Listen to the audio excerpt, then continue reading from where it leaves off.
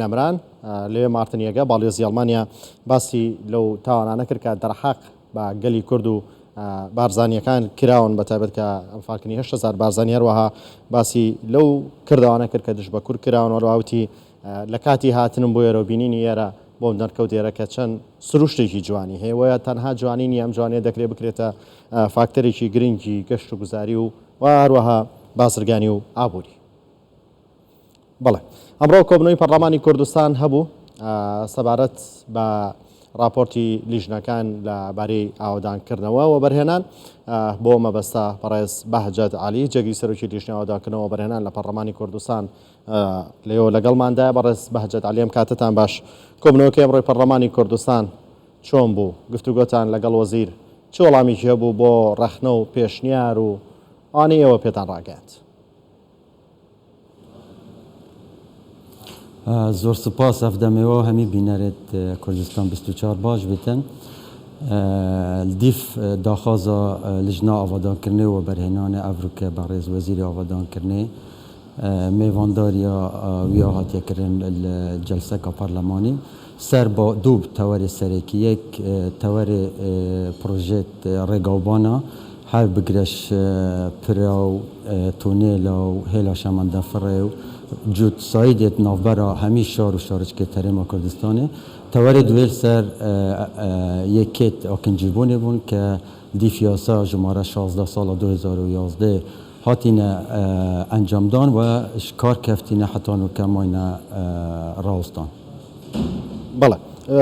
وەڵامی هەیە بۆ پرۆژانە بۆ ڕاوەستاون کەی کاریان تیاکرێتەوە هۆکار چییە کاریان تیا ناکرێت؟ حقیقت ما وەکو لیژنە کۆمەکە گرفتە دەستنیشان کردبوو و راپۆرتێکە زۆرە تێر و تەسەل بۆ هەردوو تەوەرەوە پێشکەشی جەنابێ وەزیری کردن و دانوستاندن هاتەکردن گەل ئەندامن بەڕێز ناو جەلسە پەرلەمانی و ئەوانژی پرسیارێت خۆ ئاراستەی بەڕێز وەزیری ئاوادانکردنێ کردن و جەلسەما حتان و کەیا بەردەوامە چاوەڕێت کەین کە پرسیارێت ئەندامن بەڕێزت پەرلەمانی خلاص ببن دێ پرسە بەرسڤە وان پرسە هەمیا دەتەن بۆمە. بەڵێ ئەم جۆرە کۆبنەوەوانە و بانگێشکردنی وەزیرەکان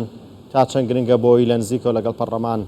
ڕەخنە و پێشنیار و گفتوگۆ بکەن و ئەوی پێویستە بە لێگەیشتن هەبێت لەو نێوانەدا. حقیقت هەماهەنگی و تەنسیق ناوبەرە پەرلەمانی کوردستانê و حکوومەتە هەرێما کوردستانê کابینانê هەیە هەماهەنگیەکە باشە و هەر جارە پەرلەمان پێویست بزانێت و مەسلحەت بزانێتن بانگهێشتا وەزیرت بەڕێز بکەتن ئامادەم بن جەلسێت پەرلەمانی چل ناف لیژنێت تایبەتمەند و ئەو پرسیارێت کە ئاراستەی وان تێنەکردن وەکو پێدوی وەڵاما وان تێتەدان و ئەمژی وەکو جهەتێکی چاودێر و ڕقیب سەر کارێوانە بە دوودەچوونێ بۆوان پرۆژەکەین کە شلای وەزارەتت پەیوەندیدار تێنەکردن و دیفچوونەکە بەردەوام شلای مەڤە بۆوان پرۆژە دەهێتەکردن. بەڵێ لە بەرنامەی کاری لیژنەکان یاخود پەرلەمانی کوردستاندا هەیە کە وەزیری داهاتوو چییە بهێنێتە پەرلەمان گفتوگۆی لەگەڵ بکرێت بە تایبەتەوە وەزارەتانی کە ڕاستە و خۆ پەیوەستن بە ژیانی ڕۆژانی هاوڵاتیان وەزارەتی خزمەتگوزاری.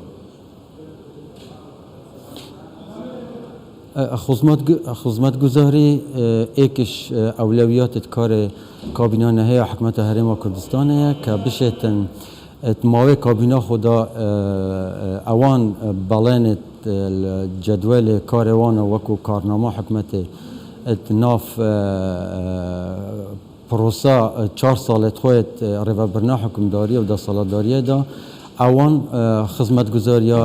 بشێتن جێبەجێ بکەتن و ئەمە بۆ هەندێ دیفچوونەوان بابەتە کرد کە ئەمشاین دیار بکەین ئەو گرفتت ڕێکە وان پرۆژەدا چنە و راپۆرتەکە تێر و تەسەل ئاراستەی هەم سەرۆکاتیە پەرلەمانی هەم بەڕێز وەزیری ئاوادانکردنێ وەل ئەنجامدا ئەو پێشنیار و چارەسەریەت مەهەین دێ ڕاستپاردە ئاراستەی حکوومەتە هەرێما کوردستانê هێنەکردن کە بشێن وەکو پێدوی خزمەتە هاوڵاتیە هەرێما کوردستانê بکەن ئەلبوارێ ڕێگاوبانە و وەبەرهێنانە و هەمی پرۆژێ دیەت خزمەتگوزاری. دوای وەزیری ئاوادانکردنەوە چ وەزیرێکی دیکە بانگێشتی پەرلەمانی کوردستانەکە؟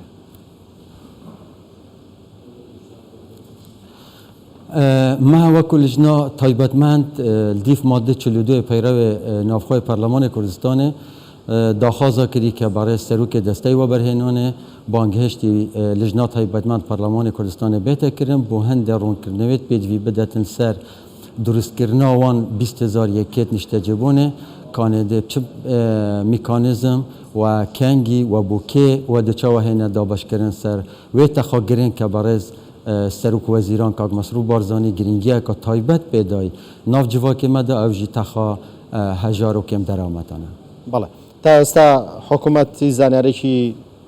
با بڵین وردی پێ نەداون لەو بارەوە بە پەرلەمانی کوردستان یاخود بە لیژنەکان کە پرسی ئەو پرۆژە نیشتەجێبوونی هاوڵاتیان بە چ شێوازێک دەبێت؟ حقیقت ما دو جورت پروژه نشته جبونه هاین پروژه ما هی پرکا اشارت پیدا یاسا جماره 16 سال 2011 که پرکا وزارت آبادان کردن تینه کردن و پروژه دیتر او 20,000 یکیت نشته جبونه بون و اوید بری واناجی که مولات دسته و برهنان بوهاتیه کردن پرکا و برهنه را دا او پروژه تینه جبجه کردن بەڵێ بەڕێز بەهجەت عەلی جێگری سەرۆکی لیژنەی ئاودانکردنەوە بەرهێنان لە پەرلەمانی کوردستان ڕاستەوخۆ لەگەڵماندا بوو سوپاس بۆ ئێوە